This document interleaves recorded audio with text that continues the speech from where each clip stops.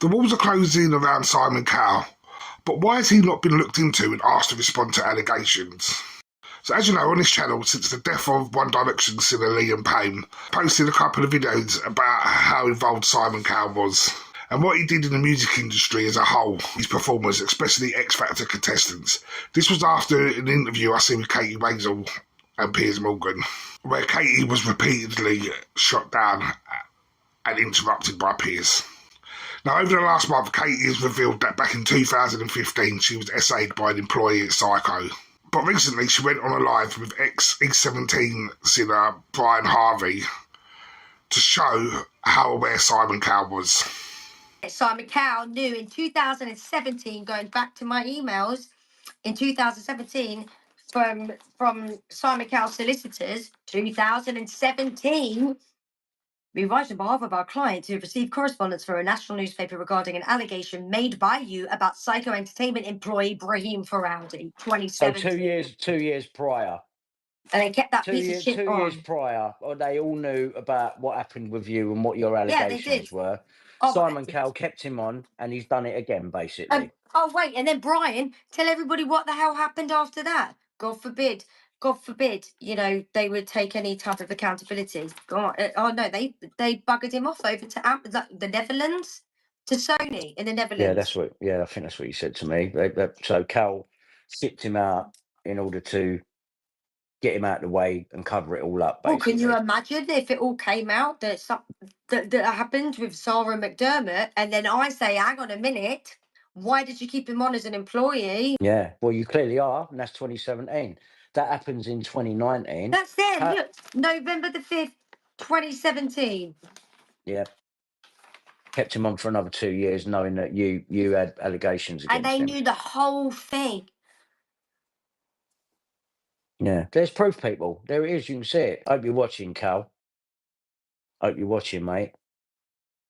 Start melting. I think you already are. Yeah, they're sweating, mate. They're definitely sweating. And there's proof that you reported it 2 years prior before he done it again, but they've controlled the narrative and put it out like that girl had an affair and made her sign an NDA. You can't say nothing.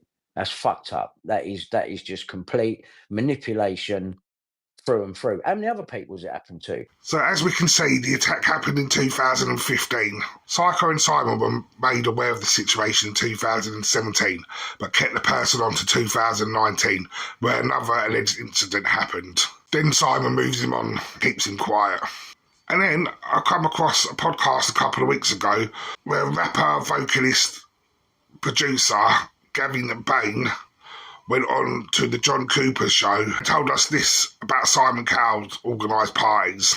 It was an after party, but again, it was at Stringfellows. And these music parties are at strip joints. Why? Is there because there's a way of hiding things and hidden rooms? Yeah. And this guy from a record company, he actually was at Island Records, one of the first people I met at Island Records. He looked at me like,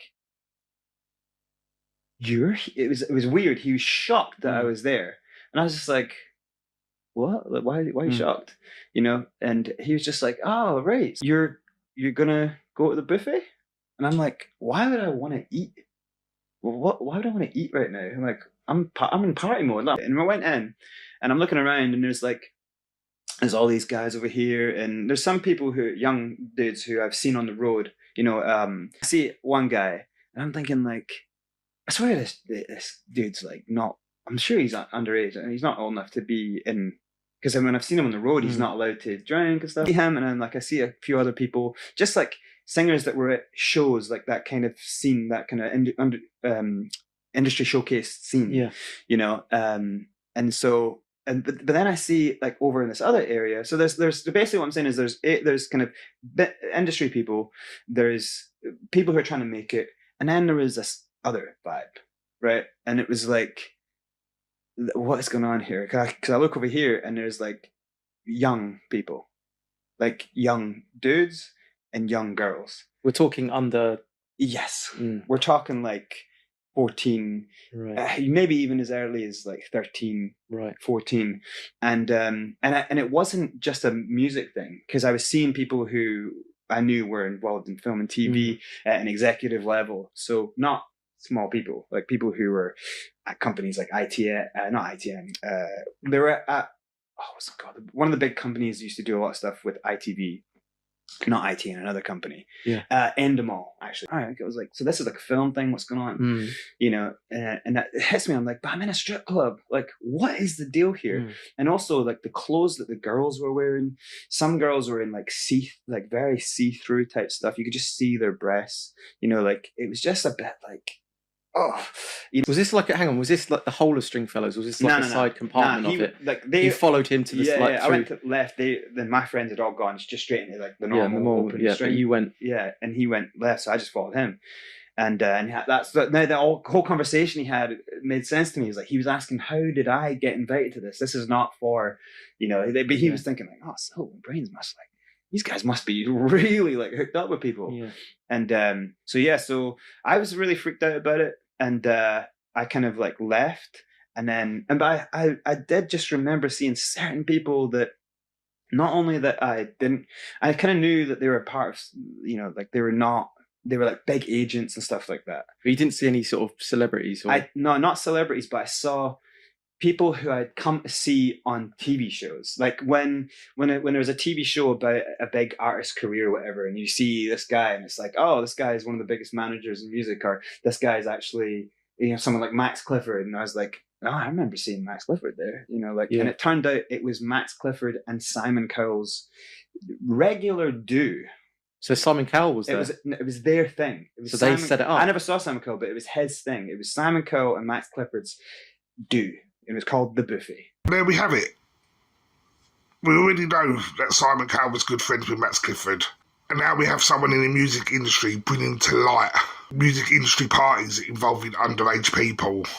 Along with Katie Razor with her emails and proof that Psycho was aware of an alleged SA incident but kept the employee on for another couple of years. Why is this not being looked into, and why are these questions not being put towards Simon? Are people afraid to take on the giant music mongrel? Has he got stuff on them? These are all things we need to know.